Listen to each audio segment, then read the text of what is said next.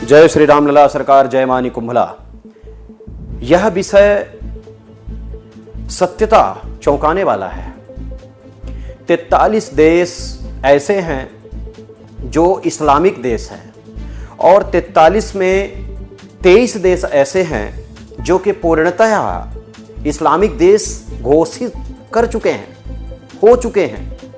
लेकिन भारत देश इतना बड़ा देश जो सनातन धर्म का देश माना जाता है, हिंदुत्व का देश माना जाता है, इस देश को पता नहीं अभी तक हिंदू राष्ट्र बनाने के लिए कोई भी आगे नहीं आ रहा है।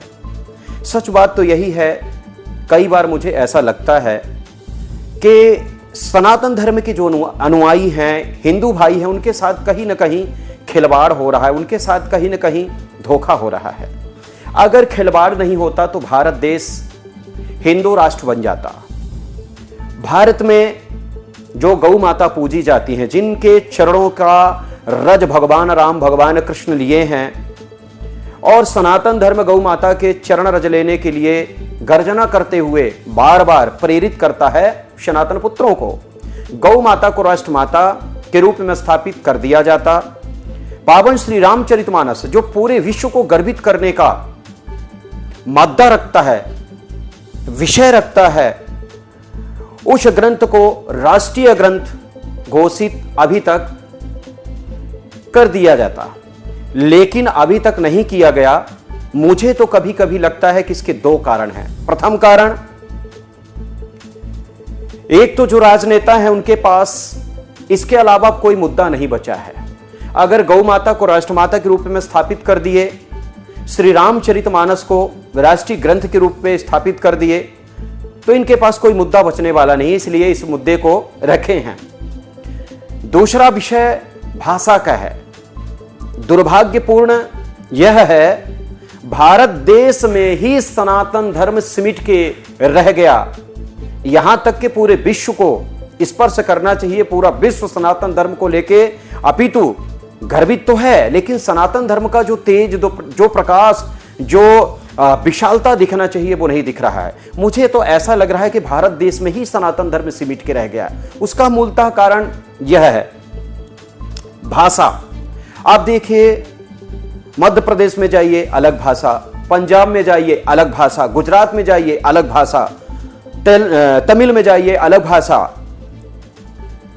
किसी भी राज्य को लेके देख लीजिए, भारत देश में किसी भी प्रांत को लेके देख लीजिए, हर एक प्रांत में अलग भाषा। और इस्लाम में अलग भाषा नहीं है, सिर्फ एक ही भाषा है, उर्दू। विश्व के कहीं भी किसी कोने में मुसलमान रहते होंगे या रह रहे हैं, उनसे जाके अगर कोई कहे कि उर्दू जानते हो, तो 100% बोलेंगे कि मैं उर्दू जानता हूं, अच्छे तरीके से उर्दू बोल लेता हूं। लेकिन भारत के ही नागरिकों से पूछा जाए कि हिंदी आपको आती है, तो कह देते हैं मुझे हिंदी नहीं आती। जैसे कि मैं अभी हैदराबाद गया, कुछ समय तक बैठा था एक व्यक्ति के पास, मैंने उससे बोला कि आप हिंदी बोल लेते हो कि नहीं? बोला महाराज थोड़ी थोड़ी हिंदी बोलता हूं, मेरे को हिंदी नहीं आती। तो मैं बोला ये दुर्भाग्य का विषय है। गुजरात जाता हूं, गुजराती लोग हिंदी बोलना पसंद नहीं करते हैं। राजस्थान में जाता हूं, राजस्थानी हिंदी बोलना पसंद नहीं करते। पंजाब के लोग पंजाबी भाषा बोलना पसंद करते, हिंदी बोलना पसंद नहीं करते हैं। मराठी हिंदी बोलना पसंद नहीं करते, मराठी बोलते हैं। कई बार मुझे ऐसा लगता है कि एक कारण सनातन धर्म को समेटने का ये भी है, भाषा भी है।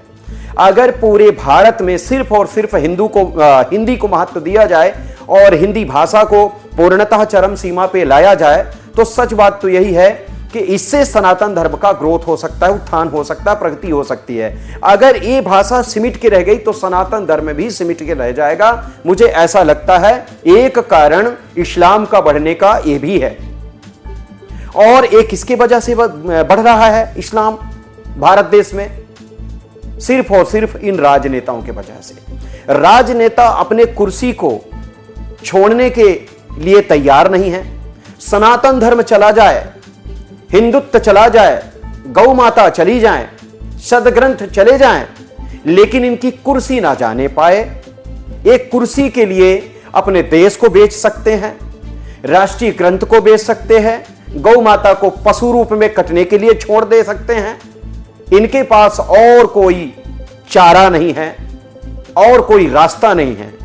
अगर ऐसे ही राजनेता बर्ताव करते रहेंगे, ऐसा ही संकल्प लेके जीवन जीते रहेंगे, तो वो दिन दूर नहीं है जब सनातन धर्म भारत देश में ही लघु रूप में हो जाएगा और एक दिन सनातन धर्म का वर्चस्व भी खत्म हो जाएगा। इन राक्षसों का तांडव जो पूरे विश्व में दिख रहा है, वो भारत देश में पूर्णतः दिखेगा। ये परम सत्य है जी।